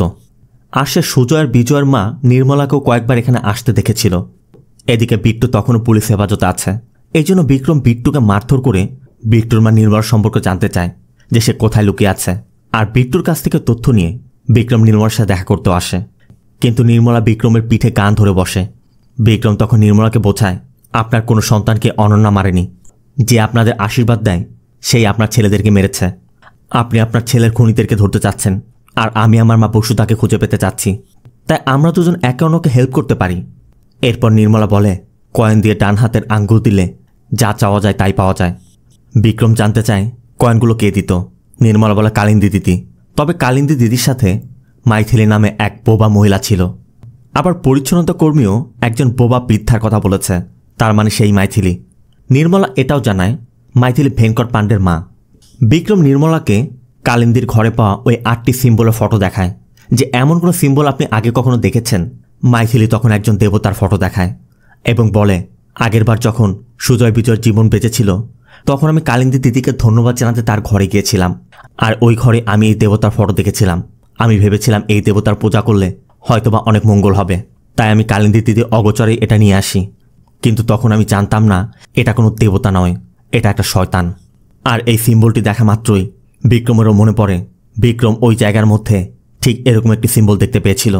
সাথে সাথে বিক্রম রিয়াকেও কল করে জানিয়ে দেয় ভেঙ্কট পাণ্ডে এবং তার মা মাইথিলি কালিন্দির সাথে মিলে সব কিছু করত। আর এরপরই ভেঙ্কটকে ধরতে গেলে দেখা যায় ভেঙ্কট পালিয়েছে। পুলিশ ভেঙ্কটের সারা ঘর তল্লাশি করে। আবার এদিকে জিমি আরেকটি সিম্বল ডিকোড করেছে। জিমি রিয়াকেও জানায় পরবর্তী সিম্বলের অর্থ হচ্ছে দাসপুত্রের পা। আর ভেঙ্কটের বাবা অনন্যাদের বাড়িতে দাসের কাজ করত, তার ছেলে ভেঙ্কট। তার মানে পরবর্তী খুন ভেঙ্কটেরই হবে। আর নির্মলার ঘরে ওই সিম্বলটি দেখার পর বিক্রম রিয়া আর জিমিকে নিয়ে আবার সেই গুহার মধ্যে যায়। তবে এবার তারা টর্চ নিয়ে নয়, মশাল নিয়ে যাচ্ছে। জিমিও ধারণা করে হয়তোবা ইলেকট্রোম্যাগনেটিক ফিল্ডের কারণে ভিতরে কোনো লাইট কাজ করে না। বিক্রম জিমিদেরকে ওই সিম্বলের কাছে নিয়ে যায়। আর এটা দেখা মাত্র জিমি বলে, এটা তো লিওনার্দো দা ভিঞ্চির রেনেসাঁস ম্যান। কিন্তু এটার সাথে কেসের কি সম্পর্ক? তবে এরপরে বিক্রম এই সিম্বলের চতুর্দিকে থাকা গর্তে ওই 8টি সিম্বল রাখা মাত্রই সবগুলো সিম্বল সম্বলিত আয়াস্তমণ্ডলের আসল সিম্বলটি বেরিয়ে আসে। এরপর বিক্রমরা সেখান থেকে ফিরে আসে। কিন্তু বিক্রমরা এটাই বুঝতে পারছে না এই ভিট্রোভিয়ান ম্যানের সাথে মণ্ডল গোষ্ঠীর লোকেদের কি সম্পর্ক রয়েছে। এদিকে পুলিশ ভেনকাটের ঘরে তল্লাশি করে ছোট্ট একটি ট্রাঙ্ক পেয়েছে। আর ওই ট্রাঙ্কের মধ্যে বেশ কিছু ছবি এবং কিছু জুয়েলারি রয়েছে। রিয়া সেই ফটোগুলো দেখছিল। তবে বিক্রম ওই বক্সটি খুলতেই দেখে ভিতরে একটি চেন। আর এই সেই চেন, যেই চেনটি বিক্রম কবিতাকে গিফট করেছিল। রিয়ার হাতেও কবিতার ফটো। আবার তখনই অনুপম কল করে জানায় লাশের পায়ে ইমপ্লান্ট করা ওই রডের তথ্য নিয়ে জানতে পেরেছে কবিতা ভারদ্বাজ নামে কোনো এক মেয়ের পায়ে এটি বসানো হয়েছিল। এতক্ষণে রিয়া এবং বিক্রম বুঝতে পেরেছে এটা অন্য কারো লাশ নয়, এটা কবিতার লাশ। এরপরে আমাদের ভেনকাটকে দেখানো হয়, আর আমরা এটাও জানতে পারি ভেনকাট যখন ছোট ছিল তখন থেকে ভেনকাট কবিতাকে জানত, আর ভেনকাট কবিতাকে পছন্দও করত। এদিকে মণ্ডল গোষ্ঠীর যে নারী এই কাজগুলো করছে তাকে মোক্ষা বলা হয়। এটা তার নাম না, যখনই কেউ এই দায়িত্বে থাকে তাকে মোক্ষা বলে ডাকা হয়। মোক্ষা এখন ভেনকাটকে মারতে এসেছে। এই মেশিনের শর্ত অনুযায়ী কোন এক দাসের ছেলের পা লাগবে, আর সে অবশ্যই আশীর্বাদ প্রাপ্ত হতে হবে। ভেনকাটের বাবা যেমন সারা জীবন ভারদ্বাজ পরিবারে দাসগিরি করেছে, আবার ভেনকাটের জন্য আশীর্বাদও চেয়েছিল। ঠিক তেমনি বীর্য ছেলে আদেশও আশীর্বাদ প্রাপ্ত হয়েছে, আর বীর্য সারা জীবন সুরিয়ার বিজয়দের গোলামি করেছে। তাই ভেনকাট মোক্ষাকে তাকে না মেরে আদেশকে মারতে অনুরোধ করে। ভেনকাটের কথা, আমার মা সারা জীবন আপনাদের হয়ে কাজ করেছে, এতটুকু তো আপনাদের কাছে আমার দাবি থাকতে পারে। এই জন্য মোক্ষা ভেনকাটকে ছেড়ে দিয়ে আদেশকেই মেরে ফেলে। এরপর আমাদের 25 বছর পূর্বের একটি দৃশ্য দেখানো হয়। জিমি তখন লাদাখে। অতিরিক্ত ঠান্ডার কারণে টেলিফোন বুথগুলো ঠিকমতো কাজ করে না, এই জন্য জিমি তার পরিবারের সাথে যোগাযোগও করতে পারছিল না। তবে 1 মাস পর জিমি বাড়িতে কল করে তার ছেলে জুলফির কাছে জানতে পারে 20 দিন আগে তার ওয়াইফ মারা গেছে। তখন জুলফির খালা জিমিকে বলে, এতদিন পর আপনার সময় হলো কল করার, আপনার আসতে হলে আসুন, না আসতে হলে না আসুন, জুলফিকে আমরা আমাদের ওখানে নিয়ে যাচ্ছি। এরপর তারা জুলফিকে গাজীপুরে নিয়ে গিয়েছিল। আর এরপর 2022 সালে শাস্ত্রী নূরকে নিয়ে এসে জানায় জুলফি আর তার ওয়াইফ জেনিফারের একমাত্র মেয়ে হচ্ছে নূর, তারা দুজন মারা গেছে। তাই এখন থেকে নূরের দায়িত্ব জিমিকে নিতে হবে। এরপর থেকে নূর জিমির কাছে রয়েছে। সিন চলে আসে প্রেজেন্টে। আদেশের পা ছাড়া বডিটি পাওয়া গেছে। অন্যদিকে জিমি আরেকটি সিম্বল ডিকোড করে ফেলে, আর এই সিম্বলের অর্থ হচ্ছে বাচ্চার হার্ট, তার মানে পরবর্তী খুন কোনো বাচ্চার হতে যাচ্ছে। অন্যদিকে বিক্রম যখনই জানতে পেরেছে এটা কবিতার লাশ, বিক্রম তখন থেকে কবিতার লাশের পাশে বসে কান্না করছে। আবার অনন্যাও জানতে পেরে মর্গে এসেছে। তবে অনন্যা বলছিল আমরা কিছুই জানতাম না। বিক্রমের কথা, কবিতার ডিসচার্জ লেটারে তুমি সিগনেচার করেছ। অবশ্য অনন্যা বোঝায় ভেনকাট প্রতিদিন তাকে দিয়ে অনেক কাগজ সিগনেচার করিয়ে নেয়, কখন কোনটা দেয় সে পড়েও দেখে না। বিক্রম তখন ভেনকাটের বিষয়ে বলে এই সবগুলো খুন ভেনকাটই করছে। আর কবিতা ছোট থেকেই ভেনকাট সবসময় কবিতার পিছে পড়েছিল। ঠিক তখনই অনন্যার ড্রাইভার বানকি এসে জানায় অনন্যার ছেলে ঋত্বিককে খুঁজে পাওয়া যাচ্ছে না। সাথে সাথে সবাই অনন্যাদের বাড়িতে চলে যায়, আর সিসিটিভি ফুটেজ পর্যবেক্ষণ করে দেখা যায় ঋত্বিককে মোক্ষা একটি অ্যাম্বুলেন্সে করে নিয়ে গেছে। সাথে সাথে রিয়া পুরো ফোর্স ডিপ্লয় করে দেয়। অন্যদিকে ভেনকাট গোপনে তার বাড়িতে এসেছে। ভেনকাট তার টেবিলের গোপন চেম্বারের মধ্যে থাকা কিছু জিনিসপত্র নিতে এসেছে। আবার বিক্রম ভেনকাটের খোঁজ করতে আসায় ভেনকাট সেগুলো নিয়ে লুকিয়ে পড়ে। আর বিক্রম পুরো ঘরের মধ্যে খুঁজতে খুঁজতে ভেনকাটের ওই চেম্বারটি দেখতে পায়। আর সেখানেই কবিতার ফটো, কবিতার কিছু জিনিসপত্র, সাথে একটি অ্যাপার্টমেন্টের ফটো দেখতে পায়। আর এটা দেখেই বিক্রমের মনে পড়ে কবিতা বিক্রমকে একদিন বলেছিল আমাদের বাড়িতে কাজ করা ওই ছেলেটা আমার যখন 12 বছর তখন থেকেই আমাকে পছন্দ করে। 12 বছর বয়সে ও আমাকে বলেছিল আমার জন্য লেকের পাড়ে একটি বাড়ি তৈরি করবে, আর এই বাড়িটাও লেক সাইডে তৈরি। তার মানে ভেনকাট হয়তো সেখানেই লুকিয়ে আছে। অন্যদিকে পুলিশ পুরো শহরে চেকপোস্ট বসিয়ে তল্লাশি করছে, আর হসপিটালগুলোতেও তথ্য নেওয়া হচ্ছে। কিন্তু একটি হসপিটালে গিয়ে জানা যায় গতকাল থেকে তাদের একটি অ্যাম্বুলেন্স মিসিং। এই জন্য 2 জন কনস্টেবল ওই অ্যাম্বুলেন্সের খোঁজ করতে গিয়ে অ্যাম্বুলেন্সটি পেয়েও যায়। তবে কাছে যেতেই ভিতর থেকে একটি তীর এসে চোখে লেগে একজন কনস্টেবলের মৃত্যু হয়। রিয়াও তখন তল্লাশি করছিল। তখনই প্রদ্যুৎ এসে জানায় এই কেসটি তার কাছে হ্যান্ডওভার করা হয়েছে। রিয়াকেও এখন তার কথা মতো কাজ করতে হবে, কিন্তু রিয়া কারো আন্ডারে কাজ করবে না। তখনই অ্যাম্বুলেন্সটার খবর আসে, আর সবাই সাথে সাথে সেইখানে চলে যায়। প্রদ্যুৎ স্পেশাল টিম আসার অপেক্ষা করতে চাচ্ছিল, কিন্তু রিয়া তা না করে অ্যাম্বুলেন্সের কাছে গিয়ে দেখে ভিতরে কেউই নেই। অটোমেটেড সিস্টেম থেকে তীর ছুটছে, আর ঋত্বিক ভিতরে আছে। তাই রিয়া নিজের জীবন বিপন্ন করে ঋত্বিককে বাঁচায়, আর এর মধ্য দিয়েই রিয়া ওই বাচ্চাটার মৃত্যুর গিল্ট থেকে মুক্তি পায়। অন্যদিকে বিক্রম সেই অ্যাপার্টমেন্টে গিয়ে ভেনকাটকে পেয়ে যায়। বিক্রম ইচ্ছামতো পিটিয়ে ভেনকাটের কাছে সত্যটা জানতে চাইলে ভেনকাট জানায় ছোট থেকেই সে কবিতাকে ভালোবাসত, কবিতাকে বিয়েও করতে চেয়েছিল, কিন্তু কখনো কবিতাকে বলতে পারেনি। তবে এই ফ্ল্যাটটি নেয়ার পর ভেনকাট যেদিন কবিতাকে প্রপোজ করতে যাবে সেদিনই কবিতাকে বিক্রমের সাথে দেখতে পায়। ভেনকাট সবসময় কবিতার উপর নজর রাখতে বিদ্যুৎ বিভাগের পরিচয় দিয়ে কবিতার গোপনে কবিতার ঘরের কোনায় কোনায় সিসিটিভি ক্যামেরা বসিয়ে এসেছিল, যাতে সবসময় কবিতাকে দেখতে পায়। আর এভাবে একদিন সিসিটিভি ফুটেজ দেখতে গিয়ে ভেনকাট সমীর রায়নার ওই স্ক্যাম সম্পর্কে জানতে পারে। আর ভেনকাট তখন প্ল্যান করে সমীর রায়নাকে জানিয়ে দেয়। ভেনকাটের প্ল্যান ছিল ওরা বিক্রমকে মেরে ফেলবে আর কবিতা তার হয়ে যাবে, কিন্তু ওই রাতে কবিতার মাথায় আঘাত করায় কবিতা কোমায় চলে গিয়েছিল, যেটা ভেনকাট কখনো স্বপ্নেও ভাবেনি। আর এই সব কিছু শোনার পর বিক্রম ভেনকাটকে মারতে মারতে একদমই মেরে ফেলে। অন্যদিকে 1952 সালের ওই পত্রিকার কাটা অংশে জিমি রবার্ট ম্যাকলেনের নাম দেখতে পায়। আর জিমিরও মনে পড়ে তার লেখা একটি বই ওই শপে দেখেছিল।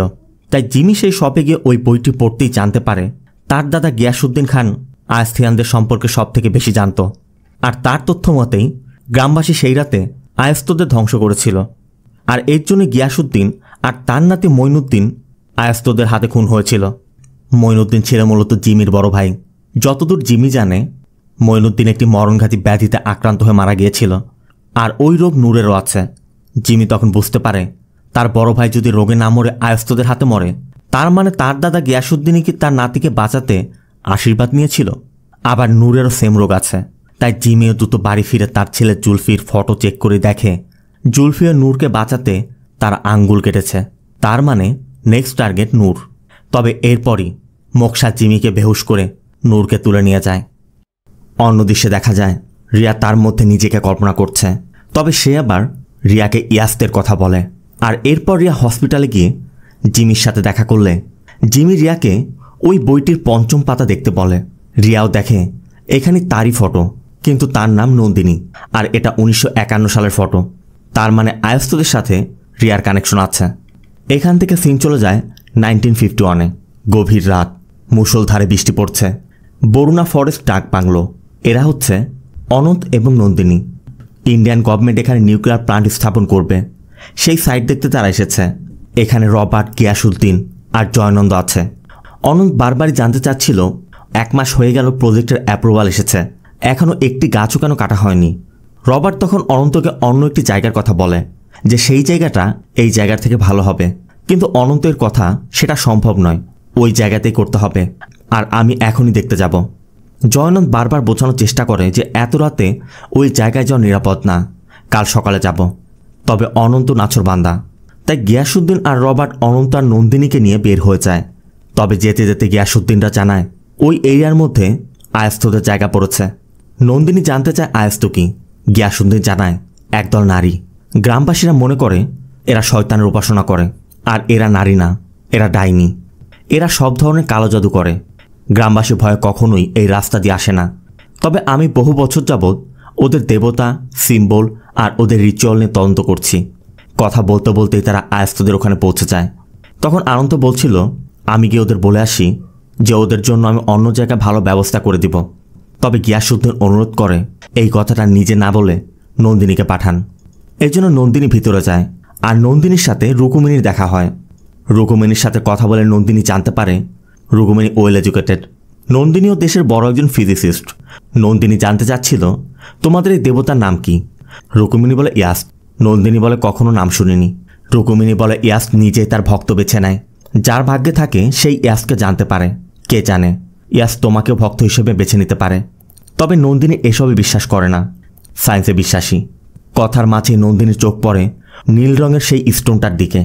তবে তখনই অনন্ত এসে রুকুমিনীকে বলে দেখুন, সরকার এখানে নিউক্লিয়ার প্লান্ট বানাবে। আপনাদের জন্য আমরা অন্য কোথাও ভালো ব্যবস্থা করে দিব। আপনারা যাওয়ার জন্য প্রস্তুতি নিন। তবে রুকুমিনী বলে দেয় এই জায়গাটা ইয়াস্ক নিজে বেছে নিয়েছে। যদি আপনারা ভাঙার চেষ্টা করেন তবে এরপর যে বিনাশ হবে তার থেকে আপনার সরকার বা আমাদের ভক্তি কিছুই আপনাদের বাঁচাতে পারবে না। তবে অনন্ত গুরুত্ব না দিয়ে চলে যায়। কিন্তু নন্দিনী এখান থেকে ফিরে একটি এনার্জি ম্যানিপুলেটর প্রোটোটাইপ মেশিনের স্কেচ তৈরি করছিল। কিন্তু নন্দিনীর মনের মধ্যে কিছু একটা হচ্ছে। এই জন্য নন্দিনী অনন্তকে বলে ওখানে যে স্টোনটা ছিল ওটা কোনো সাধারণ স্টোন না। আমার মনে হয় আমাদের অন্য জায়গাটা দেখা উচিত। কিন্তু অনন্তের কথা, এর জন্য অনেক কিছু করতে হবে, নতুন করে অ্যাপ্রুভাল, বাজেট, অনেক কিছু। এত সময় নেই। তাই নন্দিনীর নিষেধ সত্ত্বেও অনন্ত আয়াস্তদেরকে ওই জায়গা থেকে উচ্ছেদ করে। রুকুমিনীরাও দাঁড়িয়ে দাঁড়িয়ে শুধু দেখে যাচ্ছে।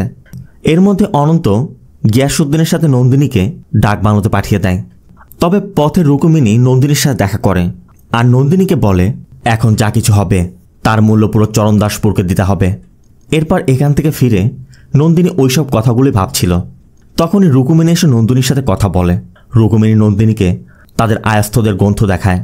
রুকুমিনী বলে, এখানে আমাদের সব নিয়মকানুন লেখা আছে। বছরের পর বছর ধরে হাত বদল হয়ে আসছে। আমাদের বিশ্বাস, ইয়াস যখন প্রথম তার রূপ নিয়েছিল তখন এই গ্রন্থটি লেখা হয়েছিল। রুকুমিনীদের বিশ্বাস এটা তাদের দেবতার লেখা ভবিষ্যৎবাণী। তবে নন্দিনীর কথা, এসব আমাকে কেন বলছেন? রুকুমিনী বলে, কারণ এখানে তোমার কথা উল্লেখ আছে। এই বইতে লেখা আছে, চরণদাসপুর যদি আয়াস্থ স্থলের বিনাশ করে তবে ইয়াস নতুন এক অবতার নিবে। আর ইয়াসদের নির্মাণ করতে সেই নারী সাহায্য করবে যে আয়াস্থ স্থলের বিনাশের সাথে জড়িত থাকবে। ওই নারীর 3টি বিশেষ বৈশিষ্ট্য থাকবে। সে কোনো একটি এনার্জি মেশিনের উপর কাজ করবে। নন্দিনীর কথা, আমি একজন ফিজিসিস্ট, আমি এমন অনেক মেশিন নিয়ে কাজ করি। তখন রুকুমিনী ওই গ্রন্থে থাকা একটি মেশিনের স্কেচ দেখায় যেটার উপর নন্দিনী কাজ করছিল। দ্বিতীয় বৈশিষ্ট্য, ওই নারী প্রেগনেন্ট হবে। আর নন্দিনী এখন প্রেগনেন্ট। কিন্তু নন্দিনীর কথা, আমি তো অনন্তকেও বিষয়টি জানাইনি। তোমরা কিভাবে জানলে? রুকুমিনীর কথা, আমরা তো জানতাম না, বইতে লেখা আছে। নন্দিনী জানতে চায় 3 নম্বর বৈশিষ্ট্য কি। রুকুমিনী বলে সে বিধবা হবে। তবে এটা শুনে নন্দিনী বলে ওঠে, তাহলে আপনারা ভুল করছেন। আপনারা অনন্তকে দেখেছেন না? আমার তো স্বামী আছে, আপনারা চলে যান। তখন রুকুমিনী বলে, দেখো নন্দিনী, তুমি তো বিজ্ঞানে বিশ্বাস করো। তুমি ভাবো আজ যদি আমরা ইয়াস বানাতে সক্ষম হই, কাল তুমি মৃত শরীরও জীবন দিতে পারবে। ঠিক তখনই জয়ানন্দ এসে জানায়, ফেরার পথে বাইক অ্যাক্সিডেন্টে অনন্তের মৃত্যু হয়েছে। এরপর এই প্রজেক্টের কাজ বন্ধ হয়ে যায়। 1 বছর কেটে যায়। নন্দিনীর একটি মেয়ে হয়েছে। রুকুমিনী যেমনটা বলছিল সব কিছু সত্যি হলো। আর ওই গ্রন্থে থাকা সেই মেশিনের স্কেচ আয়াস্থদের দিকে টেনে নিচ্ছে। কারণ নন্দিনী যদি একবার সেটা বানাতে পারে তাহলে বিজ্ঞান মৃত্যুকে হার মানাতে পারবে। তাই নন্দিনী ওই মেশিনটি বানিয়েও ফেলে। এটি মূলত একটি এনার্জি চালিত মেশিন। এখানে আঙ্গুল দেওয়ার একটি জায়গা আছে, আর সেখানে আঙ্গুল দিলে ওই আঙ্গুলের দ্বারা মেশিন ওই ব্যক্তির এনার্জি সম্পর্কে জানতে পারবে। আর তার সাহায্য নিয়ে ইয়াস যাকে যাকে বেছে নিবে তাদের আশীর্বাদ দিতে পারবে। এখন মেশিন প্রস্তুত। তাই রুকুমিনী নির্দেশ দেয়, কাল থেকে প্রক্রিয়া শুরু করো। প্রথমে আশীর্বাদ, এরপর সঠিক সময়ে তার মূল্য নেওয়া হবে। ইয়াস বানানোর জন্য কোন কোন ব্যক্তির কোন কোন বডি পার্টস লাগবে তা আয়াস্থ গ্রন্থে ইয়াস আগেই লিখে রেখেছে। আর ওই সকল ব্যক্তিদের বলিদানের পরিবর্তে তাদের একটি করে ইচ্ছা পূরণ করা হবে। আর ওই ইচ্ছা পূরণের জন্য সবাই ইয়াসদের শরণাপন্ন হতে থাকে। তবে তাদের ইচ্ছা পূরণের মূল্য শুধু তাদের আঙ্গুলি নয়, তাদের জীবন দিয়ে দিতে হবে। মূলত ইয়াস তৈরির জন্য 8 জন ব্যক্তির শরীর থেকে 8টি অংশ নেওয়া হবে। আর ওই 8টি অংশ জোড়া লাগিয়ে ওই নীল রঙের স্টোন আর নন্দিনীর তৈরি মেশিনের দ্বারা ইয়াসদের শরীরে প্রাণ ফিরে আসবে। এটাই ছিল তাদের মূল উদ্দেশ্য। আর এইভাবেই রুকুমিনীরা 8 জনকে মেরে তাদের বডি পার্টস একত্র করে ইয়াস বানানোর কাজ শুরু করে দেয়। সাথে রুকুমিনী এটাও বলছিল, একবার ইয়াস জেগে উঠলে চরণদাসপুর ধ্বংস হয়ে যাবে। যারা ইয়াসদের ভক্ত তারাই শুধু বেঁচে থাকবে, আর বাকি সবাই মারা যাবে। এদিকে ইয়াসদের শরীরে প্রাণের সঞ্চার শুরু হতেই আকাশ থেকে কীটপতঙ্গ পড়তে শুরু করেছে। গর্ভবতী নারীদের মৃত সন্তান প্রসব হচ্ছে। তবে নন্দিনী মানুষকে মারতেই যন্ত্র তৈরি করেনি, সে বিজ্ঞানের বিজয়ের জন্য তৈরি করেছিল। তাই নন্দিনী ইয়াসদের বডি থেকে মেশিনটি খুলে ফেলছিল। তবে রুকুমিনীও নন্দিনীকে থামাতে নন্দিনীর গলায় একটি ছুরি মেরে দেয়। আর এর মধ্যে গ্রামবাসী এসে পড়ায়। সবাই যখন গ্রামবাসীকে থামাতে ব্যস্ত, এই সুযোগে নন্দিনী মৃত্যুর আগে ইয়াসদের বডিতে আগুন ধরিয়ে দিয়েছিল। এরপর কি হয়েছিল তা আমরা আগেও দেখেছি। তবে ওই দিন সেখানে নন্দিনীর মেয়েটাও ছিল। পরবর্তীতে একটি পুলিশ অফিসার আলমারির মধ্যে নন্দিনীর বাচ্চাকে পেয়ে লিগালি অ্যাডপ্ট করে নিয়েছিল। আর সেই বাচ্চাটাই রিয়ার মা ছিল। তার মানে নন্দিনী ছিল রিয়ার নানি। আর রিয়াও এখন বুঝতে পারছে সে নিজেকে কল্পনা করতো না, সে তার নানি নন্দিনীকে কল্পনা করত। কিন্তু নন্দিনী এবার তাকে ইয়াসদের কথা বলেছে। এই জন্য রিয়াও এখন ভাবছে এই ইয়াসটা কি জিনিস। এখান থেকে সিন শিফট হয়, আমাদের কালিন্দীকে দেখানো হয়। কালিন্দী 2টি মেয়েকে নিয়ে পরবর্তী মোক্ষা নির্বাচনের প্রক্রিয়া শুরু করেছে। একজন মোক্ষ মূলত ইয়াসদের চরম ভক্ত। আর তার মধ্যে অনেক বৈশিষ্ট্য থাকতে হয়, অনেক ত্যাগ থাকতে হয়, অনেক পরিস্থিতি সহ্য করার ক্ষমতা থাকতে হয়। আর কালিন্দী বেঁচে থাকতে এই মেয়েটিকে মোক্ষ হিসেবে নির্বাচন করে গিয়েছিল। ইয়াসকে তৈরি করার জন্য যে সকল বডি পার্টসগুলো লাগবে তাদেরকে খুন করে ওই বডি পার্টসগুলো নিয়ে আসা এই মোক্ষের দায়িত্ব। তবে মোক্ষ এ পর্যন্ত 7টি উপাদান নিয়ে এসেছে, বাকি আছে একটি, আর তা হচ্ছে অলৌকিক ছেলের রক্ত। আর এই টার্গেট অন্য কেউ নয়, বিক্রম নিজেই। বিক্রমের বাবা মূলত বিক্রমকে নিয়ে দিল্লিতে চলে যেতে চাচ্ছিল, কিন্তু বিক্রম কিছুতে যেতে চাচ্ছে না। বিক্রম এই তদন্ত শেষ করে তারপর এখান থেকে যাবে। আর এটা নিয়ে বিক্রমের বাবার সাথে বিক্রমের বেশ তর্কও হয়। আর এরপরই মোক্স বিক্রমের গলায় চেতনানাশক মেডিসিন দিয়ে বিক্রমকে অচেতন করে বস্তা ভর্তি করে সেখান থেকে নিয়ে যায়। বিক্রমের বাবাও নিচে এসে বিক্রমকে না দেখে বুঝতে পারে বিক্রমকে অপহরণ করা হয়েছে। সাথে সাথে সে অনন্যাকে জানায়, আর অনন্যা রিয়াকে জানিয়ে দেয়। আর রিয়াও সবকিছু জানতে পেরে বিক্রমকে উদ্ধার করতে প্রদ্যুৎকে কল করে ব্যাকআপ পাঠাতে বলে। কিন্তু প্রদ্যুৎ বলে, আগে তুমি মাইথিলীকে খোঁজো বলে প্রদ্যুৎ কল কেটে দেয়। তবে অনন্যা রিয়াকে বলে, তোমার হেল্প লাগবে তো, লোকাল পুলিশ তোমাকে সাহায্য করবে, এতটুকু ক্ষমতা আমার আছে। ওই দিন প্রেস কনফারেন্সে আমি একজন পলিটিশিয়ান ছিলাম, আর আজ আমি একজন বন্ধু। সাথে সাথে অনন্যা লোকাল পুলিশের 2জন সদস্যকে রিয়ার সাথে হেল্প করতে পাঠিয়ে দেয়। অন্যদিকে এক অটো চালক দেয়ালে মাইথিলীর ফটো দেখে তার মনে পড়ে যায় সে একদিন মাইথিলীকে জঙ্গলের পাশে ড্রপ করেছিল। তাই সাথে সাথে ওই অটো চালক মল্লিককে কল করে বিষয়টি জানিয়ে দেয়। আর তারাও ওই লোকেশনের উদ্দেশ্যে বেরিয়ে পড়ে। আর এদিকে মোষ কীভাবে বিক্রমকে নিয়ে গেছে সেটা দেখার জন্য রিয়ারা সামনের একটি দোকানের সিসিটিভি ফুটেজ পর্যবেক্ষণ করে। আর সেখানেই তারা সাদা রঙের একটি পিকআপ দেখতে পায়। এই জন্য আশেপাশে চেকপোস্টের খবর নেওয়া হয়। কিন্তু মোক্স একটি চেকপোস্টের পুলিশ সদস্যদের খুন করে সেখান থেকে পালিয়েছে। রিয়ারা ওই রুট ধরেই যাচ্ছিল, তখনই তারা কাদার মধ্যে টায়ারের মার দেখে বুঝতে পারে ওই গাড়িটি হয়তো এদিক দিয়ে গিয়েছে। আর সেদিক দিয়ে যেতেই তারা জঙ্গলের মধ্যে একটি বাড়ির সামনে ওই সাদা রঙের পিকআপটি পায়। কিন্তু পিকআপের মধ্যে কেউই নেই। আবার প্রদ্যুৎ তার টিম নিয়ে সেই লোকেশনে গিয়ে রুকুমিনীর একটি ফটো দেখতে পায়। আর রুকুমিনীর ফটোটি দেখে মল্লিক বলছিল, এটা কে আমি জানি না, তবে কেউ একজন আছে যে এর সম্পর্কে বলতে পারবে। এদিকে রিয়া ওই 2 সদস্য নিয়ে ওই বাড়ির ভিতর যেতেই গোপন একটি চেম্বার দেখতে পায়। তবে রিয়া ওই চেম্বারের মধ্যে দিয়ে আন্ডারগ্রাউন্ডে নামা মাত্রই পুলিশ সদস্য উপর থেকে ওই চেম্বারের মুখটি বন্ধ করে দেয়। মোষকেও দেখা যায় বিক্রমকে এদিক দিয়ে নিয়ে যাচ্ছে। এদিকে মাটির নিচে হয় নেটওয়ার্কও পাচ্ছে না। তবে রিয়া তাকে দেখে ফলো করার চেষ্টা করে। একটু দূর যেতেই মোক্স সেই দরজাটিও বন্ধ করে দেয়। এটি মূলত একটি ইলেকট্রিক ডোর। রিয়া তখন পাশে থাকা তারগুলো জোড়া দিয়ে ওই গেট খোলার চেষ্টা করছিল, কিন্তু ইলেকট্রিক শক লেগে রিয়া বেহুশ হয়ে যায়। অন্যদিকে মল্লিক হসপিটালে গিয়ে জিমিকে রুকুমিনীর ফটোটি দেখায়। আর সেই ফটোটি দেখেই জিমি বলে ওঠে, এ তো রুকুমিনী ভারদ্বাজ। আর এই রুকুমিনী ভারদ্বাজ অন্য কেউ না, অনন্যা ভারদ্বাজের দাদি। আর এরপরই আমরা দেখতে পাই রুকুমিনী মারা যাওয়ার পর থেকে অনন্যা আয়াস্তদের প্রধান হিসেবে দায়িত্ব পালন করছে। বিক্রমেরও জ্ঞান ফিরেছে। আর অনন্যাকে দেখে বিক্রম বলে ওঠে, তুমি? অনন্যা তখন কাঁদতে কাঁদতে বলে, আমার উপর অনেক বড় দায়িত্ব, জানি না কত মানুষ এর জন্য জীবন দিয়েছে। আমি যদি পিছে সরে যেতাম তাহলে আমাদের এই ইয়াস বানানোর স্বপ্ন কখনই পূরণ হতো না। বিক্রম জানতে চায়, তাহলে কবিতাকে তুমি মেরেছ? অনন্যার কথা, কবিতাকে মারিনি, কবিতা বলিদান দেয়া হয়েছে। আর এখন তোমাকে শেষ বলিদান দেয়া হবে। ইয়াস বানানোর জন্য শেষ যে উপাদানটি দরকার সেটা হচ্ছে অলৌকিক বালকের রক্ত, যে মৃত্যুর হাত থেকে বেঁচে ফিরেছে। আর বিক্রম একবার গুলি খেয়েও মৃত্যুর হাত থেকে বেঁচে ফিরেছিল। তাই এদিক দিয়ে ইয়াস বানানোর জন্য বিক্রম সেই রিকোয়ারমেন্ট পূরণ করেছে। বিক্রম বলছিল, এগুলো সবই তোমাদের পাগলামি ছাড়া আর কিছুই না। কিন্তু অনন্যা বলে, এই সব তুমি বুঝবে না, তখন তুমি আমার ভালোবাসা বুঝোনি, এখন আমার বলিদান বুঝতে পারছো না। আমরা যা কিছু করছি শুধুমাত্র ইয়াস বানাতে, নতুন এক পৃথিবী তৈরি করতে। এই সব কিছু তোমার চিন্তাধারার একদমই বাইরে।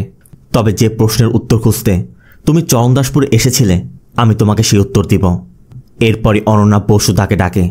কিন্তু বিক্রম বসুদাকে যতই নিজের পরিচয় দিচ্ছে, যতই বোঝানোর চেষ্টা করছে, বসুদা কিছুই বুঝতে পারছে না। বসুদা শুধু একটি কথায় বলে যাচ্ছে, আমার ছেলেটাকে বাঁচান। বিক্রম তখন অনন্যার কাছে জানতে চায়, আমার মায়ের সাথে কি করা হয়েছে। আর এরপরে আমাদের দেখানো হয় বসুদা যখন পবনকে বাঁচাতে এখানে এসেছিল, বসুদা তার আঙ্গুলের বিনিময়ে তার ছেলে জীবন রক্ষা করতে চেয়েছিল। কিন্তু বসুদা সেটা চাওয়ার আগেই পবন মারা গিয়েছিল। এই জন্য বসুদার ইচ্ছাটা তখনও পূরণ হয়নি। তবে বসুদা তখন ওই লোকটার পিছু করে বারবার বলছিল, আমার ছেলেকে বাঁচান, আমার ছেলেকে বাঁচান। তখন লোকটা রুকুমিনীকে বলে যে তার সন্তান আগেই মারা গিয়েছে, এখন এর সাথে কি করব, একে কি মেরে ফেলব? রুকুমিনী তখন বলে, সে যেহেতু ইয়াস্তের কাছে তার ইচ্ছা পোষণ করেছে, ইয়াস্তের কাছে সেটা গ্রহণও হয়েছে, কিন্তু সেটা পূরণ হয়নি। আর আশীর্বাদ যতক্ষণ পূরণ না হচ্ছে ততক্ষণ পর্যন্ত তাকে মারাও যাবে না। এই জন্য রুকুমিনীরা বসুদাকে তাদের কাছে রেখে দেওয়ার সিদ্ধান্ত নিয়েছিল। এরপর থেকে আজ পর্যন্ত বসুদা এখানে রয়ে গেছে।